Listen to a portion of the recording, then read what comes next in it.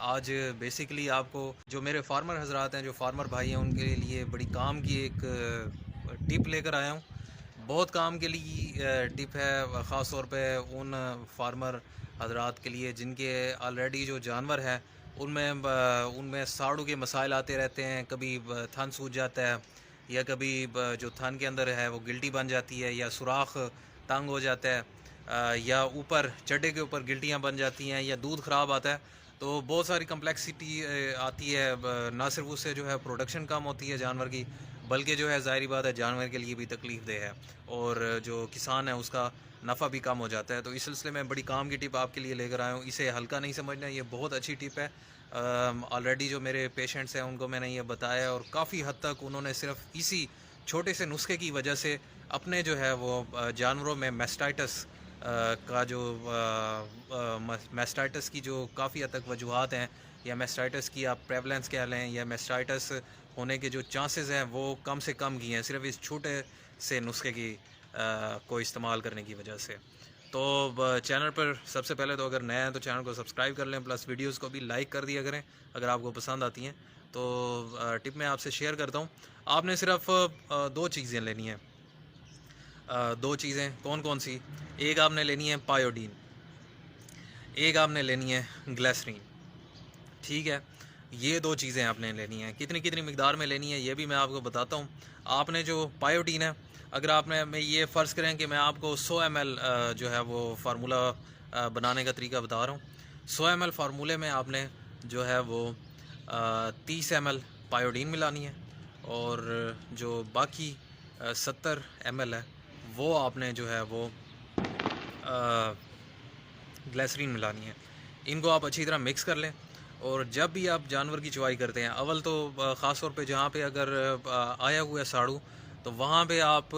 جب بھی چوائی کریں، ایک تو جو ساڑو والا جانور ہے اس کی چوائی سب سے آخر پہ کریں، کیونکہ اگر آپ سب سے پہلے چوائی کریں گے تو باقی جو صحت مند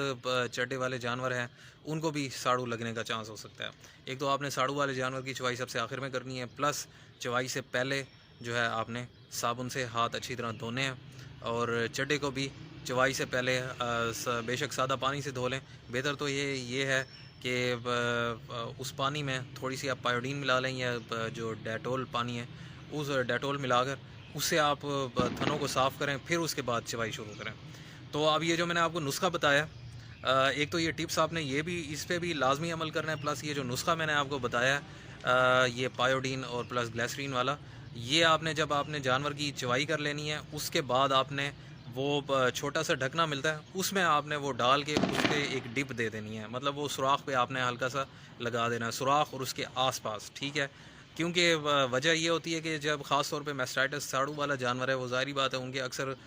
چوائی کے بعد بھی کافی دیر تک سوراخ کھلے رہتے ہیں، نارمل جانور کے بھی کھلے رہتے ہیں آدھا گھنٹہ تک، تو لیکن جو خاص طور پہ جس کو ساڑو ہوا ہو تو وہ تو پھر پرابلم زیادہ ہوتی ہے۔ تو وہ پایوڈین گلیسرین والا سلوشن لگانے کی وجہ سے جتنے بھی جراثیم وہاں پہ موجود ہوتے ہیں سوراخ پہ، وہ مر جاتے ہیں۔ تو وہ مر جاتے ہیں، اس لیے وہ اندر نہیں جا سکتے اور نہ ہی کوئی انفیکشن کر سکتے ہیں، کیونکہ بہت ساری وجوہات جو ہیں جس میں میسٹائٹس ہوتا ہے اس کی وجہ یہی ہوتی ہے کہ جانور جو ہے وہ یا تو اچانک مطلب چوائی کے بعد فوراً بیٹھ جاتے ہیں، تو اس وجہ سے بیٹھنے کی وجہ سے مٹی وغیرہ ہوتی ہے تو اس سے وہ جراثیم جانور کو لگتے ہیں، یا پھر وہ سوراخ کھلے ہوتے ہیں اس کے اندر جراثیم چلے جاتے ہیں۔ کئی وجوہات ہیں، میں نے تھوڑی مختصر آپ کو صرف ٹریٹمنٹ بتایا، لمبی چوڑی وجوہات نہیں بتائیں۔ مطلب ہاتھ گندے ہوتے ہیں، ہاتھوں پہ بھی ہمارے جراثیم ہوتے ہیں، تو وہ ظاہری بات ہے چوائی کرتے ہوئے وہ پھر جراثیم اندر جاتے ہیں، اور تھوڑے سے بھی اگر اندر چلے گئے ٹیٹ کینال تھن کے اندر کی مطلب جو رستہ ہوتا ہے وہاں سے اوپر چڈے کی طرف، وہ چڈے کو بھی خراب کر دیتے ہیں، یہ اس لیے پھر چڈا سوج جاتا ہے، دودھ خراب ہوتا ہے۔ تو خیر یہ آپ احتیاط کریں۔ آج کی جو ٹپ تھی وہ بالکل چھوٹی سی تھی اور مختصر تھی اور بہت کام کی ہے، اس پہ اگر آپ عمل کریں گے تو ڈیفینیٹلی آپ کو فائدہ ہوگا۔ تو آج کی ویڈیو یہی تھی، دعا میں یاد رکھیے گا۔ اگر